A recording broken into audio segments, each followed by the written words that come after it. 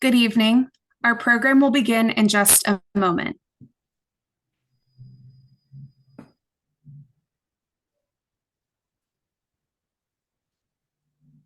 Good evening. Our program will begin in just a moment.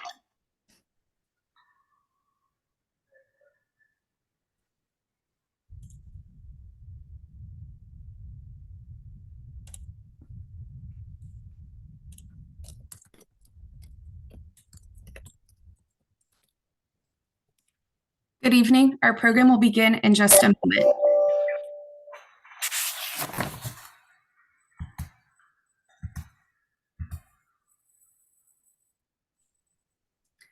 Good evening and welcome to Advocacy Anywhere, powered by American Jewish Committee. Advocacy Anywhere is AJC's digital platform that enables you to engage with AJC's global expertise, content, and advocacy from wherever you are. It has now been over a week since Hamas launched a brutal war against Israel, killing over 1,400, injuring thousands, and taking hostages into Gaza. As we deal with the emotional toll of this traumatic event, AJC understands how challenging this can be as a parent to talk about. Joining us this evening to offer support are AJC Director of the William Petschek Contemporary Jewish Life Department, Laura Shaw-Frank, and AJC Director of High School Affairs, Aaron Bregman. Moderating today's conversation is AJC's Chief Field Operations Officer, Melanie Marin-Pell. After we hear from Laura and Aaron, time permitting, we will take your questions. You may email your questions to questions@ajc.org, questions is plural, or use the Q&A feature in Zoom. Melanie, the floor is yours. Thank you so much, Mara, and good evening, everyone. As we grapple with the horror and the grief over the Hamas terrorist attacks in Israel, it's easy sometimes to feel alone in the communities of which we are a part. We can find ourselves looking close to home at the educational spaces where our children spend their days. And if you've been feeling a sense of unease, frustration, or even anger at how your children's schools are handling this moment, you're not alone. So as a parent myself, I'm really glad you're here to join us tonight. Our webinar, we hope, will give you some tools and information that will allow you to work productively with your child's school and hopefully see the changes that you need to see. So as Mara mentioned, really grateful to be joined by my fabulous colleagues, Dr. Laura Shaw-Frank and Aaron Bregman. Again, Laura is AJC's Director of the William Petschek Contemporary Jewish Life Department, and Aaron is AJC's Director of High School Affairs. We know that those of you joining us tonight, some of your schools may be public, some may be private, they may be non-sectarian, they may be Jewish day schools, they may be Christian schools. Each school has its own particular needs and values, and each individual school has its own ecosystem. So we'll do our best to address different types of schools, and there will be time for additional questions from all of you at the end. So as Mara mentioned, please do use the Q&A function in the chat. So just to kick us off, Aaron, if you can just help us begin, give us some of the latest updates from Israel. Absolutely. Thank you, Melanie. Unfortunately, I just have to start off with very sobering and sad news. As of a few hours ago, last I checked, more than 1,400 Israelis have been killed. As of this time, 30 American citizens have been killed, with 14 missing. There have been 246 IDF soldiers killed, and last reported there are 199 hostages. Of course, we haven't mentioned the thousands who have been injured, and the 6,700 plus rockets have been fired at Israel since the events unfolded on October 7th. As of today, or again, just as was last I was able to check the news to report on, and certainly my fellow colleagues add anything I missed, but last I heard, President Biden is unofficially rumored to maybe travel to Israel in the coming days or weeks ahead, which would be incredibly significant. And the other news item I saw today was that tragically we saw a murder of a Palestinian boy in Chicago the other day, and today in Brussels, a murder of two men, apparent retaliation for that homicide. And so these incidents are clearly a reverberation of the continuous and ongoing impact of what's happening and currently taking place in the Middle East. And as we bring it back home, and as we mourn those 1,400 lives, there are people in the streets and across the US and around the world who are celebrating their murder, and those who are being, and especially not just that, but those who are still being held hostage. Sadly, we are seeing a spike in anti-Semitism. Whenever Israel becomes part of the news item, this is certainly nothing new that we're used to. And as many of you, I'm sure have seen, security is being heightened across the globe. And so we call upon our community, our global community, to not just stand with Israel, but stand with humanity and to speak out against terror. Thanks so much, Aaron. We've heard from literally hundreds of parents in the past week who are hurting, who are frustrated, who are angry about the way their children's schools have responded or failed to respond to the terrorist attacks in Israel. And we know that now the narrative is likely to shift to accusations against Israel. So in all of this background, with all of this context, Laura, can you help us frame what we want to accomplish here in the next 50 minutes or so? Absolutely. Thank you, Melanie. And thank you to all of you for joining us tonight. What we want to accomplish here is to give you some tools, you as parents, some tools about how to communicate strategically with your school administrators, but also give you some ideas about the types of things that your schools can do in this moment that would be productive, supportive of your Jewish students, supportive of Jewish families and Jewish faculty in your school communities. So, I want to just say that addressing these issues in school communities, I want to own that it's complicated. On the one hand, we feel loyalty to the schools that our children go to. We don't want to necessarily make waves. We understand that approaching administrators with anger won't get us what we need. But on the other hand, we're hurting. Sometimes we are very angry. And that balancing that can be challenging. So we're going to talk about that. And in terms of content, you need strategy and content whenever you're dealing with an advocacy issue. In terms of content, sometimes parents don't feel like they know enough to speak about this very complicated issue. So tonight, I just want to say we're going to mostly be focusing on strategy. We're going to give you places to get content as well. But the important thing for you to know is you don't need to be content experts. People spend their whole lives studying the Israeli-Palestinian conflict and still don't feel like experts. You don't need to be experts. We can help you with that. But what is important for you to know is how to be a trustworthy partner to your child's school, how you are able to make change. We'll help you with the content. What we have found, just to kind of summarize, what we have found to be the most effective way to make change in school spaces is to approach administrators and teachers not as antagonists, but as partners, people who share love of the school, people who share a love of the school community, and who want the school to be the most inclusive and educationally sound that it can be. Both Aaron and I taught in Jewish day schools. Between the two of us, I think we have 30 years of experience in Jewish day school teaching, and we both have held administrative positions in schools as well. So we can kind of speak to you from the other side of the desk, so to speak, as well as parents, both of us. So we hope we'll be able to kind of give you the strategy that you will need in order to make that kind of effective change in the school, as well as very specific asks you can make of your school administration in this moment and how to make those asks. Thank you, Laura. And just sticking with you for a moment, what should the role of the school administration be? Right. A school administration in this moment needs to lead. They need to lead. It's really important. They need to lead. This is not a moment for moral equivocation. This is not a moment for wishy-washiness. This is a moment for clarity. So I'm going to talk about a couple of things. The first thing is many of your schools have issued statements. Some of them may not. Some of them may never issue statements, and you're not going to get a statement out of them if they never issue statements. But if they do issue statements, you may have been disappointed in the statement that your school issued. We are looking for a few really key things in a school statement. We are looking for an acknowledgement that Israel was attacked, that Israelis were attacked, not some vague country or a passive voice. Israel was attacked by Hamas terrorists, causing the loss of 1,400 now lives, the vast majority of whom were civilians. We are looking for an abhorrence of terror in no matter what a clear labeling of what Hamas did as being unacceptable.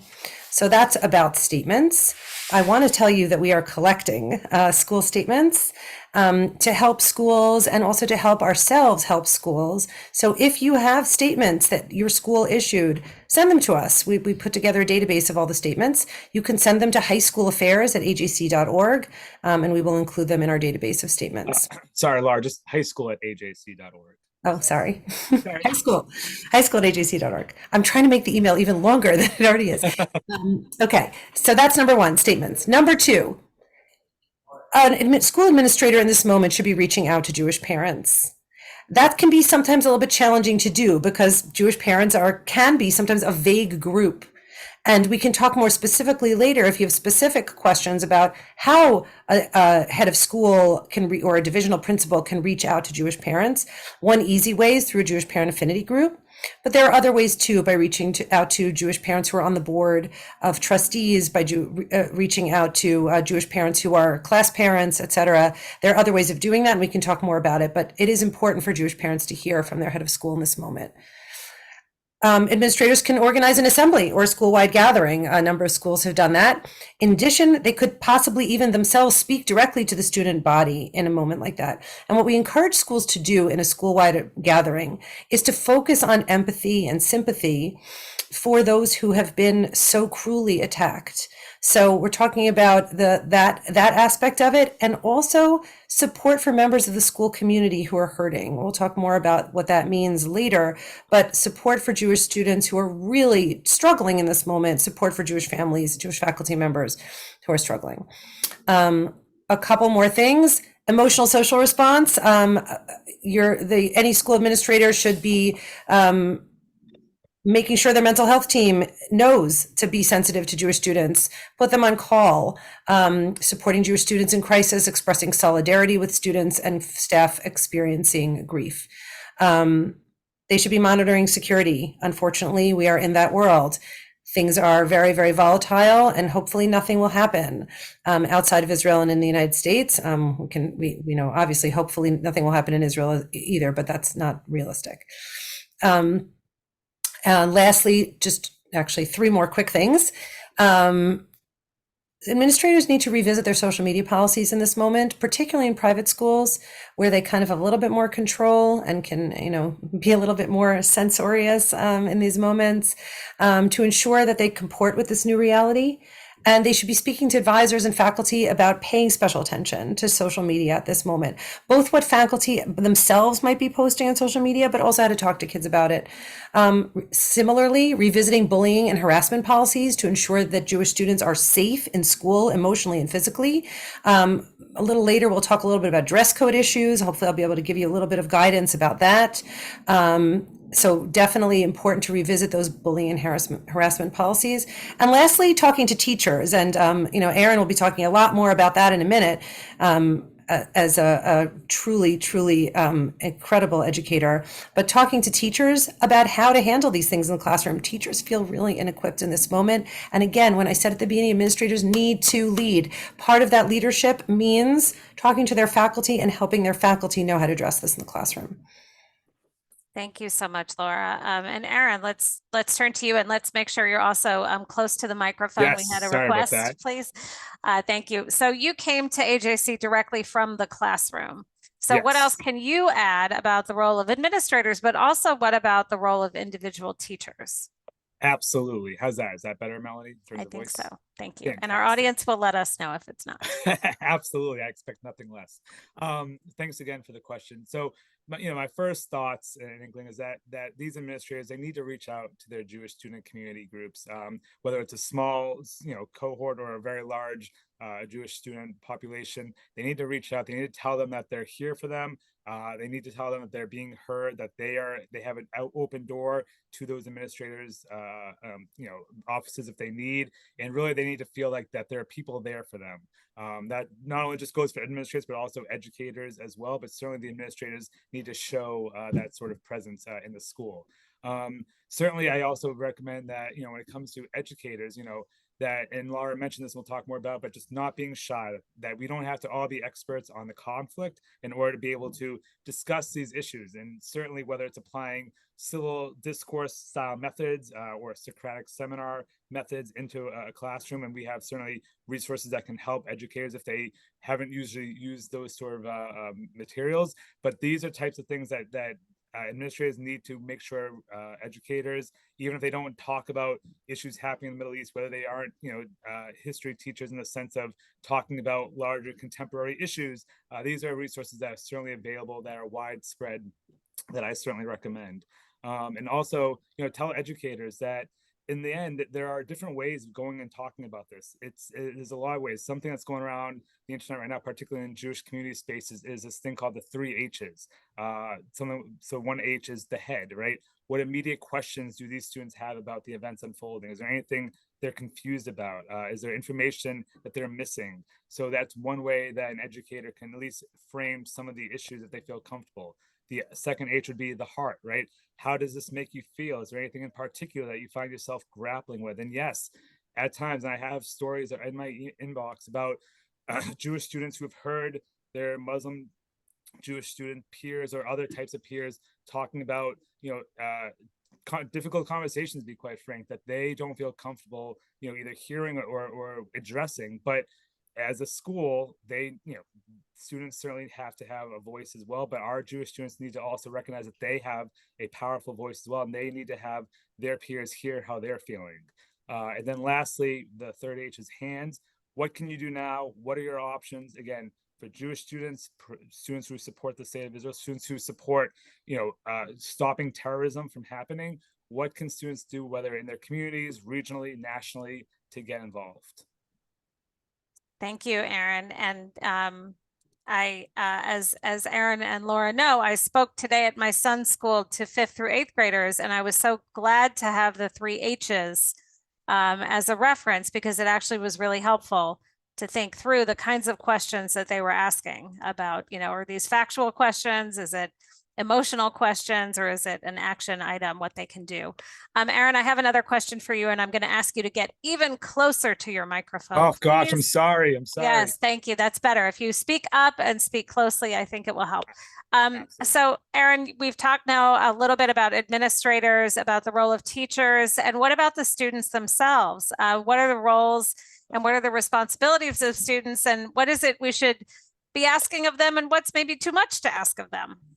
Yeah, no, for sure. I mean, certainly with students and their roles, we recognize that, outside of the classroom, we all know, especially high school students, have an enormous amount of extracurriculars that they're, grappling with. They're trying to just balance everything. But to me, the biggest and most important thing is to speak up and to speak loudly. If comfortable, engage with a peer about, what, if they have questions, talk to them about how they're feeling, talk to them about some of the things that you're seeing in your, whether it's social media feed or just your general inbox of the news that's happening. And especially those students and peers who aren't as familiar with the region or don't have enough, knowledge about Israel itself. And certainly if students have visited Israel, tell them about your experience, tell them about your trip. The more that you can sort of give that personal connection to other peers, the better. But the thing I'm seeing the most, honestly, is whether, certainly for non-Jewish day school students, but this can even apply certainly to Jewish day school students, is that we are seeing more and more, and I mentioned this on the top of the conversations, that there is certainly a certain blend of when we talk about the issues happening today in the Middle East, that it's more and more blending into anti-Semitism. The anti-Zionism, anti-Israel rhetoric is now certainly kind of creating that difficult balance with students don't know if our peer or someone is saying something that's anti-Semitic.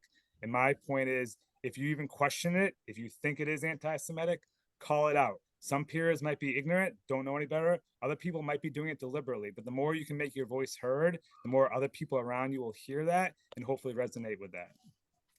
Thank you, Aaron. And Laura, what about you? Is there anything you want to add about the role of students? I do. I want to say something about our non-Jewish students in this moment, which many of you may have contact. You may yourselves be parents of non-Jews or may know a lot of non-Jewish students who are in K through 12 spaces. This is a moment for allyship. This is a moment for empathy. This is a moment for our non-Jewish friends to be particularly sensitive to Jewish students, to Jewish families, to what is being posted on social media, to being particularly careful. For example, maybe this is not the time to post some of the political things that they might otherwise post. Let's wait for things to calm down before we post those things again. So I would definitely call upon that extra empathy. Ask how people are doing, ask how, give your Jewish student friends some more attention than you might otherwise. And I'm going to say one other thing to Jewish students.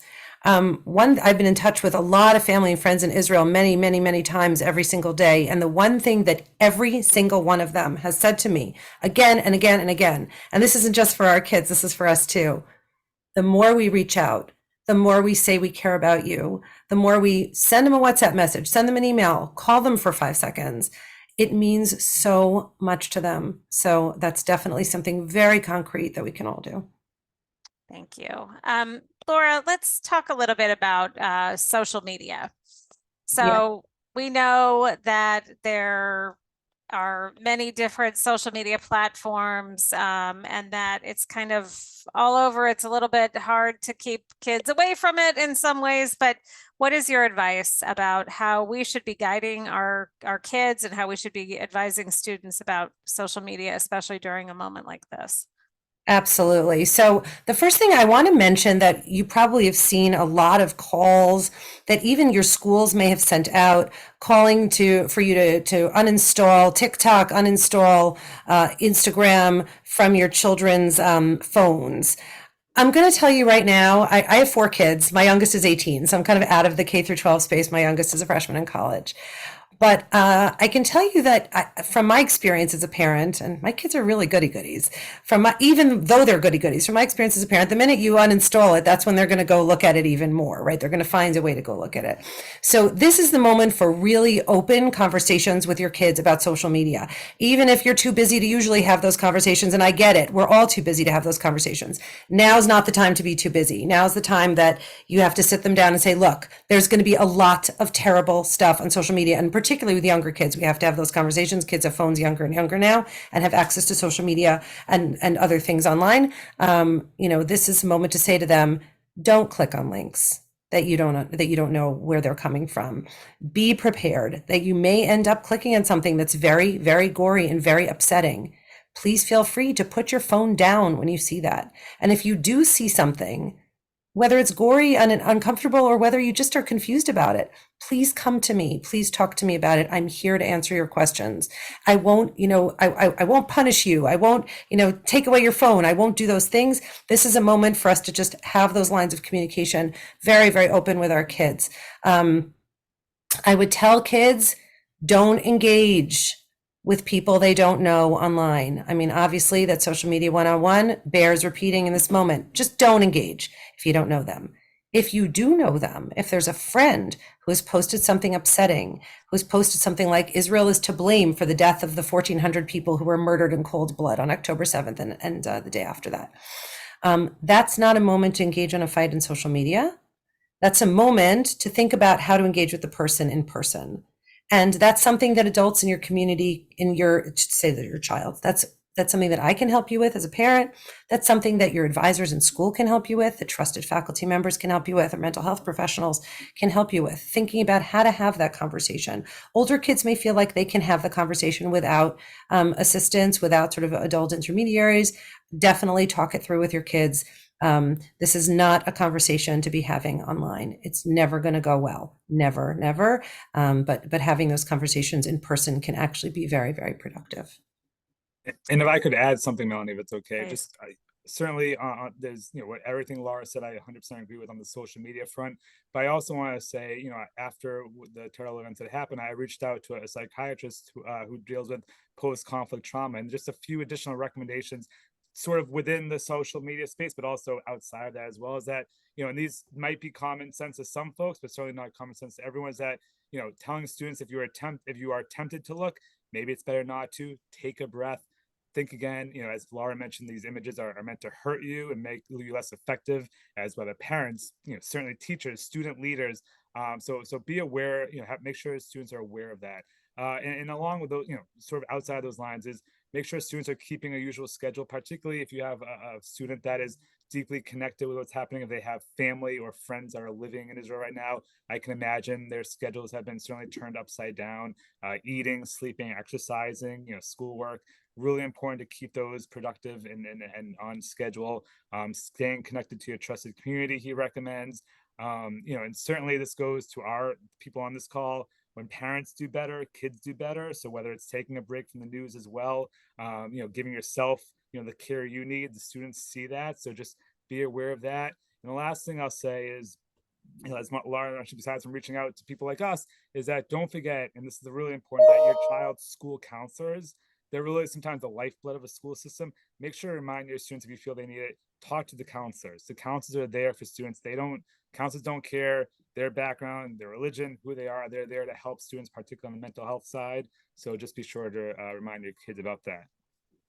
Thank you. So helpful. Aaron, can you just give us an example of a story that you're hearing from students and parents and how you advise them?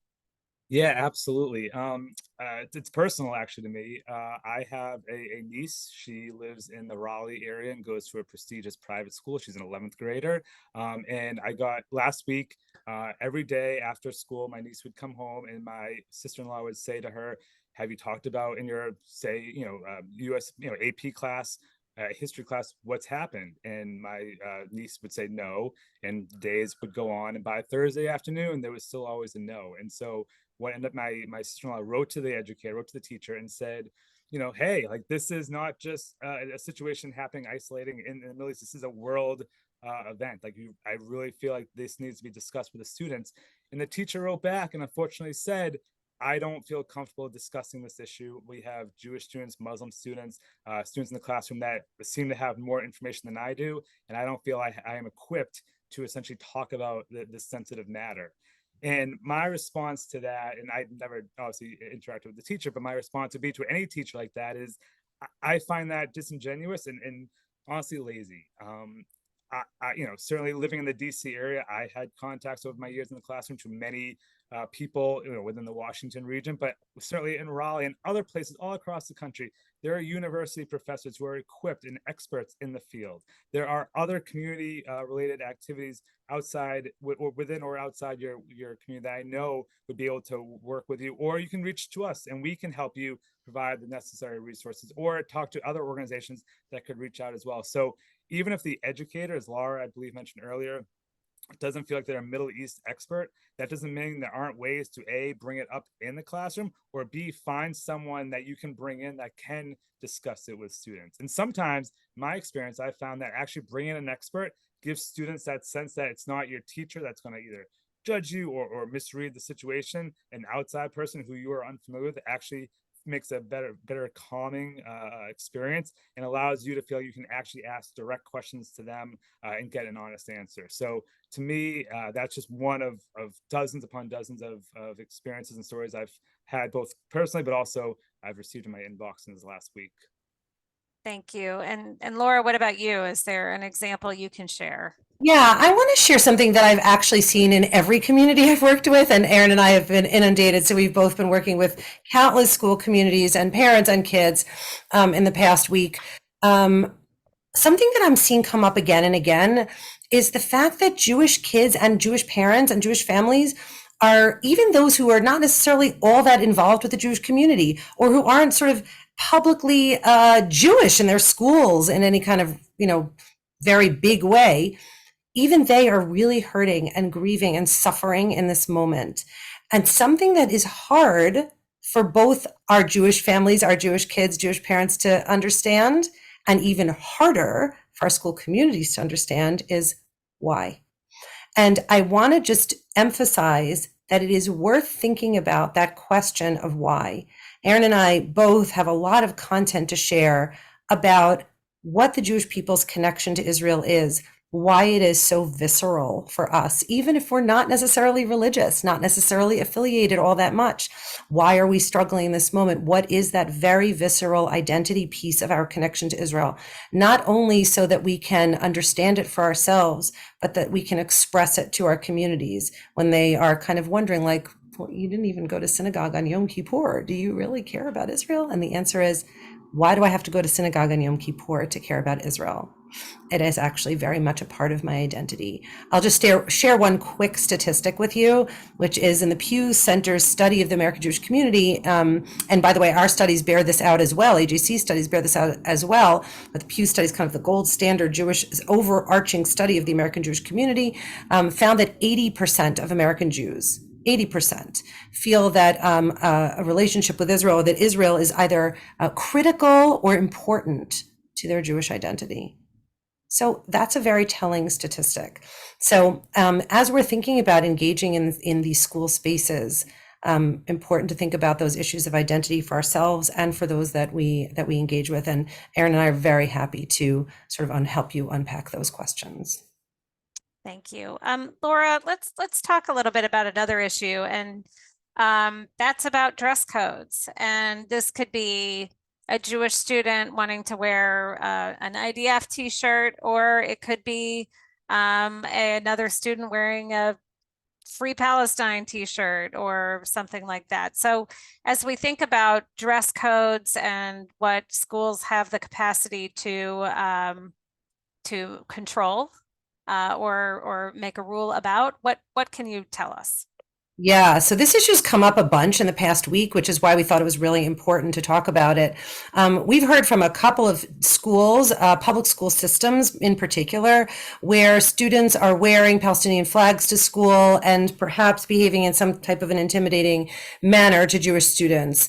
So I actually consulted with AJC's chief counsel about this question of freedom of speech and items that you wear to school. And the answer is that I'm dusting off my rusty law degree, and Melanie, I'm dusting yours off too. Melanie and I are both have rusty law degrees. The answer is that people can wear items that are controversial or even problematic and causing of grief to others, such as in the famous case, apparently is from the Vietnam War, where a student wanted to wear a black armband opposing the war to school, in a school where people had older brothers who had died in the war, or other family members who had died in the war. And the ruling was that, yes, they could wear those black bands to school. So I'm not sure you're going to get too far on talking to a school administrator or the Department of Education in a public school system about restricting the kind of clothing that people wear. What I would suggest, though, is the same thing I would suggest for private schools. And that is, this is a moment for sensitivity. This is a moment to take good care of our school communities, and perhaps a superintendent, a principal, even in a public school system, could suggest strongly to students, this is not the time to wear a Palestinian flag to school. It's not the time to wear an IDF t-shirt to school either. You want to wear your Jewish star necklace that you wear every day? Great. You want to wear something small and modest that says who you are? Great. But we don't want to, in this very tender time, make things more painful or more difficult for members of our school communities. I do think, though, that if something is worn in a menacing way, and this was confirmed by our chief counsel, something's worn in a menacing way. In other words, let's say somebody wears a Palestinian flag tied around their face and sort of stands behind Jewish students and sort of in their personal space and things like that. We did have a case of that this week. That's a different story. That sort of crosses the line between freedoms of speech and intimidation. And all public schools and private schools do have codes of conduct that include what exactly intimidation consists of. So you should definitely take a look. They're all public. In the public schools, they're all online. You can go look them up. Private schools, I'm sure you have them in Parent Handbook. You can look them up there as well. Private schools may actually, if this conflict gets more tendentious here in America and in school spaces, I would not be surprised if some private schools said to students, I'm sorry, you can't wear those things to school for now. Thank you. So I have a couple of questions, and then we have a lot of questions from our audience, and we are grateful for all of those questions, and we'll do our best to get to as many as we can. We will not be able to get to all of them, but we'll do what we can. But before that, Aaron, let's talk about resources. So we have a lot of questions about resources. What kinds of resources are available for Jewish students, for Jewish educators, for non-Jewish educators? What is out there, and what do we have to share? Absolutely. And I will try to project my voice as much as I can for those who are having a little trouble. And I apologize again for that. I am finding a little bit of a cold. So first off, I believe in this, in our chat box or right after this call, you will receive, for those on this call, a list, a parent resource list that we have developed that will be incredibly helpful for you, hopefully for your school, for administrators, if you'd like to share with them. So that will be shared with this group either just now or in the coming minutes and hours. We can also provide parents to help if educators certainly want to reach out to us with lesson plans, potential speakers. We have those connections and abilities if you want to. Certainly when it comes to the context and the content, just for example, this morning, a colleague of ours in the San Diego office told me that she was asked to come speak to a school district this afternoon, and she needed a slide deck on the entire Arab-Israeli conflict within the hour.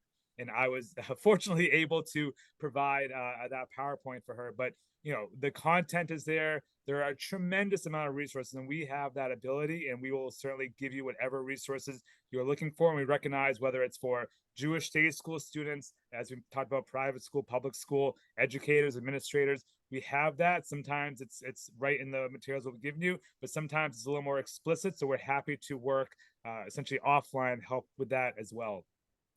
And you know, certainly as I just kind of add on to the resource part, just to get remember that educators do not have to have all the answers. That's why we're here, to create those resources if they feel lost. Whether you're in the Jewish community or not, educators' first priority should be providing factual and respectful materials that support all students, but recognizing that in this aftermath of this terrible, terrible tragedy that befell Israelis, that the events of what is going to unfold in the next days and weeks ahead are going to be nuanced. It's going to be a tough conversation, but that, as I mentioned earlier in my example, that should not dissuade people from talking about it. This is a conversation that involves many, many students, and many students want to talk about the issues. So let's have the conversation. Let's have the resources that you need, and we are there to help you with that. Thank you. Laura, anything you want to add there before we turn to our questions? I just want to say that I love the fact that, of course, Aaron was able to send a 50-slide PowerPoint about the entire Israel-Palestinian conflict in within a half an hour. And I'm not surprised. All that to say, we have enormous resources at our disposal, both from our combined 30 years as classroom educators. We both taught Israel Studies, so 30 years of Israel Studies teaching experience, and Aaron directs our teen program. We'll talk a little bit more about that later. But again, this content is really overwhelming. I can tell you that even after 30 years, even after 17 years of teaching it, I don't feel 100% confident on the material. And I'm sure Aaron would agree with me on his end too. So don't be scared. Reach out for help. We're here to help you. And if we don't have the answers, we know where to get the answers. But you know, the content is here. It is available to you, and we can help you with it. And I can just one last thing, and I'll just say that I was speaking to our DC regional board members yesterday, and I happened to see a former parent of students of their children that I taught, and I said to the parent, I said, you know, I feel terrible. I don't know how I could have ever, in an Arab-Israeli conflict course to 11th graders, how I could have ever prepared them for the tragedies that just, you know, befell us, and that what just took place over this last week. And the parent was incredibly kind and said, you know, that I did more than that I think, but what I'm trying to say more so is that educators, don't be nervous, don't be afraid. This is a time to get our students to be critical thinkers and to recognize that this is a moment that they're going to remember for a really, really long time, and that we should, I hate to use the word embrace the moment, but again, talking is the best way to go about this. Great. So we're going to turn to the audience questions, and there are many. The first one is a real softball. Laura, I'll give this to you. Is there a template of a letter we can send to our school? I love a good softball. Okay, so there is actually a clickable link in the materials that have been dropped in the chat, and that we will also send out with the follow-up materials after the call, that has text of sending a letter to your administrator about a statement, about requesting a statement. Otherwise, if it's something else that's going on in your school community, I would use the tone of that letter, which is a very open and engaged and partnering tone, to reach out about the other things that you may have issues with. As a teacher, and Aaron, you're going to start smiling in a moment, we were always told by our administrators, and I'm sure Aaron was told this too, when you talk to parents, you have to sandwich, right? You have to first say something nice about the student, then you can say the thing that you need to say that's maybe a little critical of the student, and then you end with something else that's nice about the student. I would encourage you, when you're writing to your school administrators, sandwich. Talk about how proud you are to be part of the school community, raise your concern, re-emphasize that you want to be a partner in working together, and suggest a time to talk. Great. And again, I hope I see many of you are already in the document. We can see all of you in there, which is great. Please save that. There's so many clickable links in there. And because of the nature of this kind of Google document, we will be updating these resources in real time. So if you click on them tomorrow, the numbers that you see may be updated. And so just keep that open and make sure you spend some time in there. As Laura said, we will also send an email. It will probably be tomorrow with the recording of this call, along with this link again to all of these resources. So we want to make sure you have as much as possible. Okay, Aaron, how do we work to get schools to do regular and mandatory workshops or programs around anti-Semitism? Absolutely. I mean, obviously, if a school has not been doing that yet, I'm surprised. I would say certainly that should have been done a long time ago, but unfortunately, we are in the area we're in now. We are certainly happy to help. If a school does not know how to begin this conversation, I know Laura talked about whether it's a parent affinity group or certainly having someone reach out to us. We are certainly happy to help provide different templates of what that could look like. I do think it's a real case-by-case basis. What I mean by that is recognizing the size of the school, the size of the, it's the K through 12 school. How big is the high school? Is it for a particular student body or a grade? What are the goals and that the school wants the students to get out of it? As we all know, right, we used to obviously bring in a lot of Holocaust survivors, which are dwindling by the day and months and years. So I really do think, I know it's sort of a cop-out, but I'd have to hear what the school wants to get out of that. And then based on that background, I would love to provide more details and sort of ideas of what could work for each individual type of school. And again, depending on not that it matters if it's a public or private school, or a Jewish day school has a little different context, but we are certainly here to help provide those ideas if need be. Can I answer a couple of things? Yeah, please. Yeah. Great. Okay. So a couple of things. First of all, a really important thing that all of us should be doing in our kids' schools is making sure that Jews and anti-Semitism are a part of the school's DEI framework. The minute that happens, it opens up all kinds of other portals and possibilities of conversations about Jews and Judaism and Jewish history and culture in the school space, and anti-Semitism. So that's something that we should talk about. Maybe there's a question about that, but that's really, really important. And I'll just say that within the DEI space, it can be difficult to bring Jews as a category into that space because DEI spaces are often about a racial identity, an ethnic identity, a gender identity. And Jews don't neatly fit into any of those. Jews are multiracial, are multi-ethnic, are multi-gendered. So we don't fit into a typical template of the way American schools have thought about diversity, equity, and inclusion. But there are very important ways and parameters and facts and history and advocacy that one can use in order to get your school to understand why it is so important to include Jews and Judaism and anti-Semitism into DEI frameworks. So that's really, really important. And what I'm going to say in addition to that, and this is also really important, the U.S. National Strategy on Confronting Anti-Semitism. This is a 60-page document that the Biden administration has issued. It was issued in May, U.S. National Strategy. There's a link to it in the document, in the resource doc that we put into the chat and that we'll send out afterwards. That document, if you look at it, says explicitly that the administration calls upon schools, private and public, to include Jews and anti-Semitism in DEI frameworks, to educate about anti-Semitism, to educate about Jewish culture and Jewish tradition in school spaces. So if you need any good evidence, any good argument, well, the United States said so. So all of that is really helpful in trying to talk through the kind of anti-Semitism training, education that you need in the school spaces. And as Aaron said, every school space is different. Aaron and I have consulted for Jewish day schools. We've consulted for private schools. We've spoken in public schools. So every forum is different, is a little bit different, and has its own needs. But we're here to help you think those things through, but very important to kind of look at it through that DEI framework. Great, thank you. I just want to note again, because of if anyone had any issues with some of the audio, there is a transcript that is going to be generated by Zoom. So we will send that out to all of you as well in addition. So if there were any parts that you couldn't hear as well, we'll make sure you can read them. So we have a solution to every problem here at AJC. Okay, so thank you. So Aaron, let's talk about what is age appropriate. At what age or grade would you recommend that educators begin to bring up some of these issues? And when is it appropriate to show support in the classroom for Jewish students? Is that appropriate in elementary school and middle school? What's your recommendation?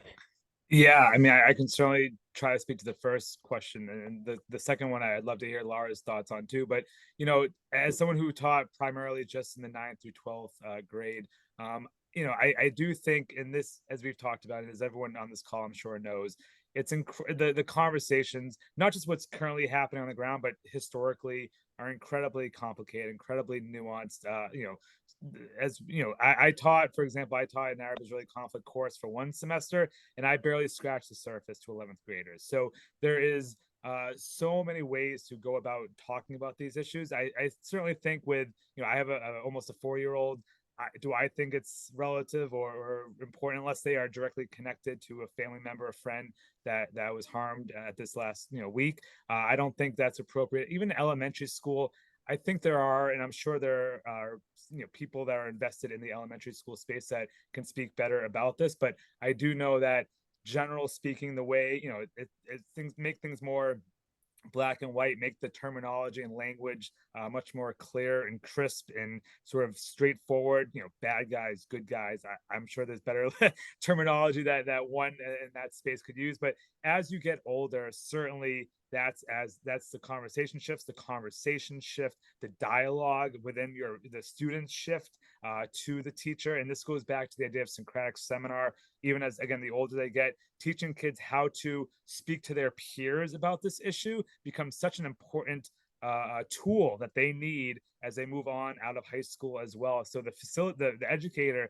at some point should be able to sit back and moderate, and then allow the students to speak with each other. That is really an important skill. So as we move on, I think it gets less black and white and more certainly gray. But Laura, I'd love to hear your thoughts on certainly the ways to approach other younger crowds.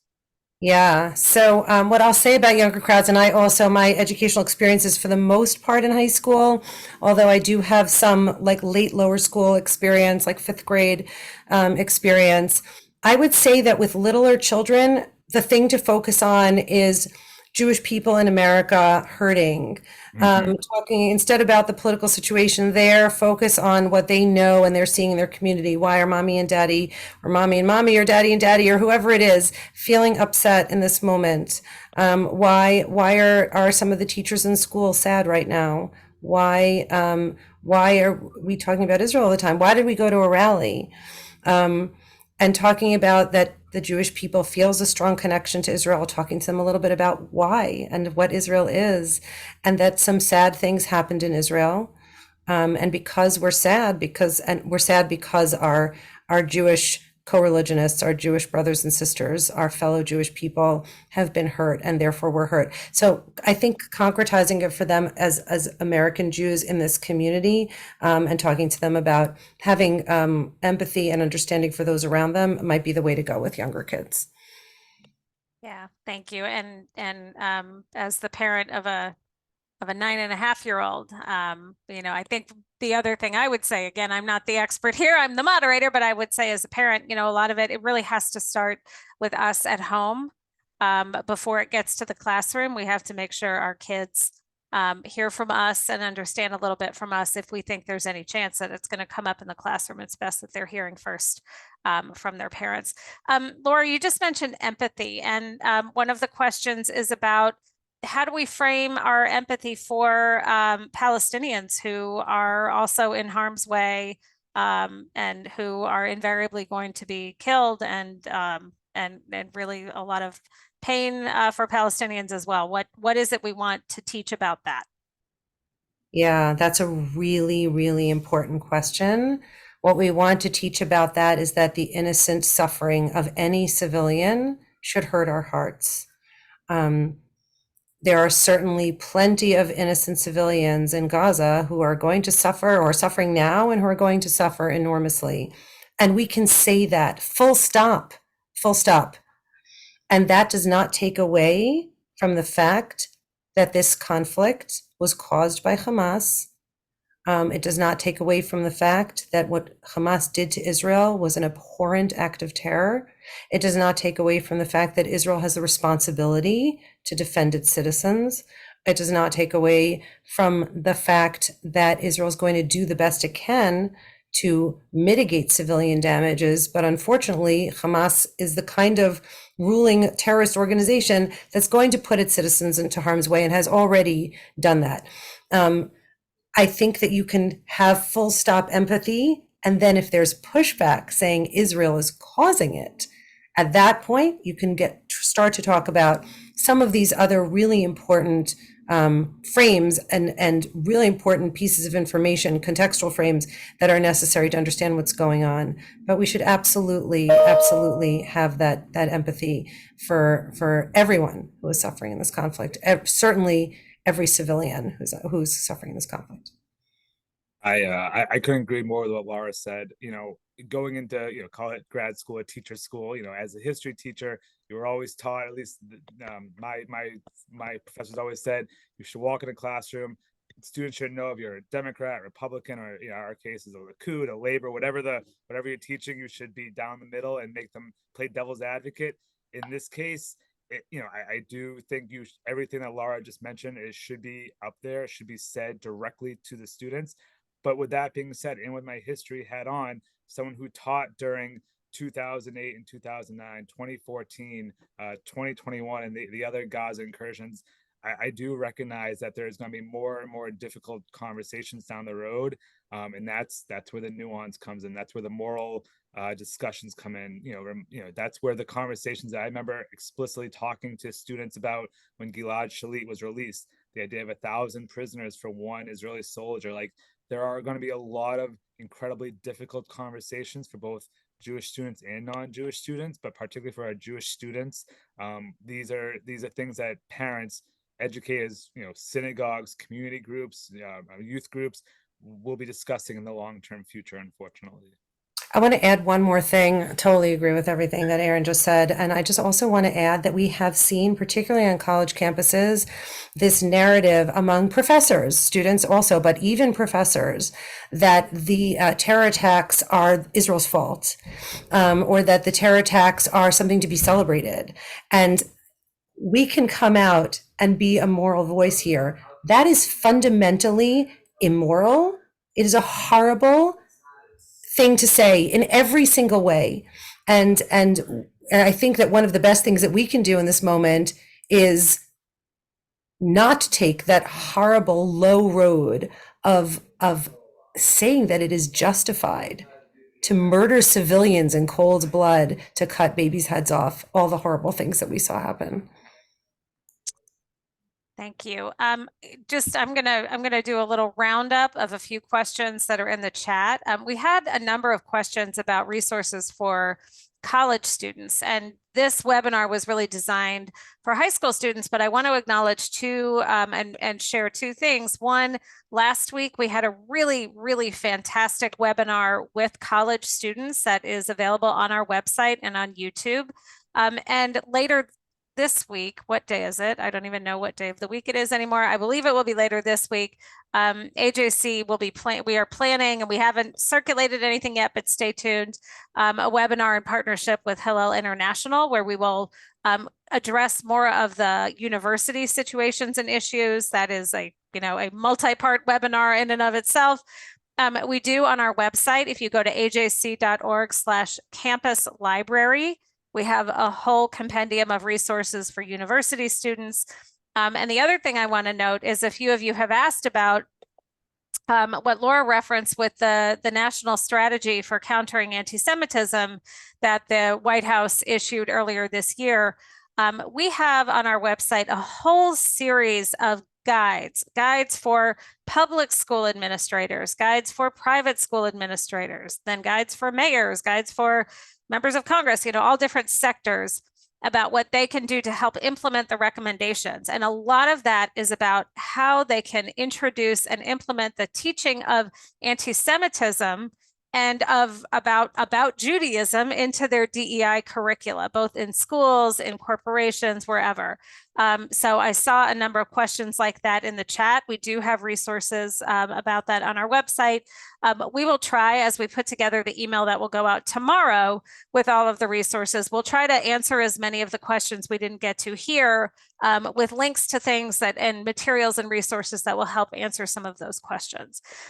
So before we wrap up, I want to, and there's a great suggestion, Aaron, of doing like a lift session, almost like a webinar lift session, where we can do a little bit of a teach-in like that. So that is, I think that's an interesting idea that we should look at. It's a great idea. Absolutely. Yeah. And I'll mention, for those who don't know Lyft, we'll talk about it in just a minute as well. Well, how about now? Why don't you tell us a little bit about Lyft? Absolutely. I'll be short and quick, but Lyft, our Leaders for Tomorrow program, that is our teen program that has been going on for the last 9 years.